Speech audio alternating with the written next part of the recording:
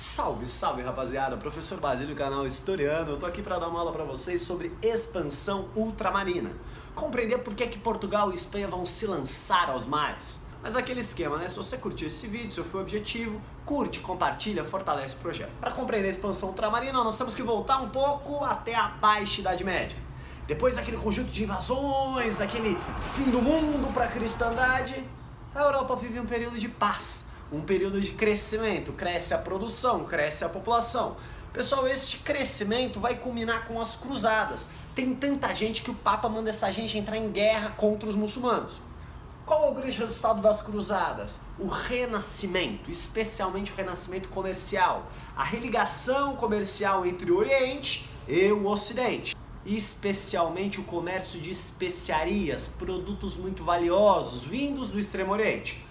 Pessoal, esse renascimento comercial vai culminar com o renascimento urbano, fortalecimento das cidades e a constituição de uma nova classe social, de um novo grupo que vive do comércio, um grupo que vive nos burgos, a burguesia, um grupo que vive socialmente do comércio e das trocas, uma nova mentalidade.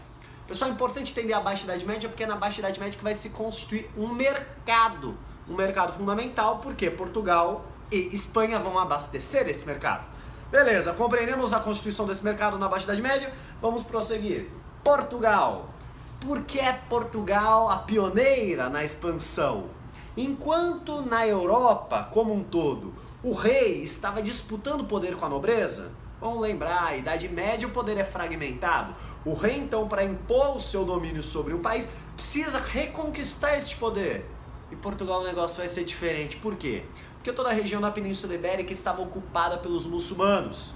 Então, numa espécie de cruzada europeia chamada de Guerra de Reconquista, o grande líder militar ali vai expulsar os muçulmanos.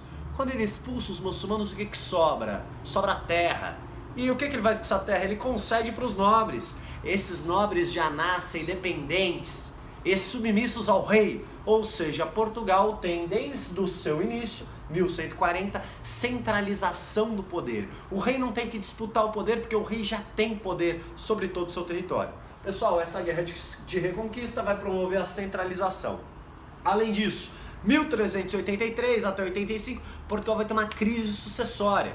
O rei morre, não deixa filhos, enfim, quem é que vai ser rei de Portugal? A burguesia. Os comerciantes portugueses fazem uma pressão danada e conseguem colocar um rei, chamado Dom João de Avis, por isso Revolução de Avis.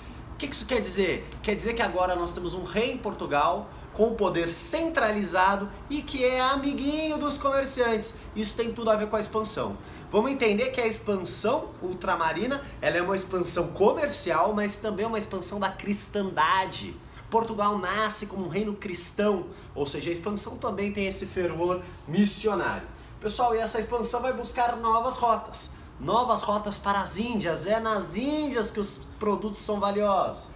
E como é que vai se dar essa expansão? Por meio do chamado périplo africano. Eles vão contornando a África. E quando eles vão contornando a África, eles vão fazendo paradinhas, descobrindo ali o território, criando feitorias. O que são feitorias? São entrepostos comerciais. É como aquele graal que a gente passa na viagem, toma um cafezinho, compra alguma coisa.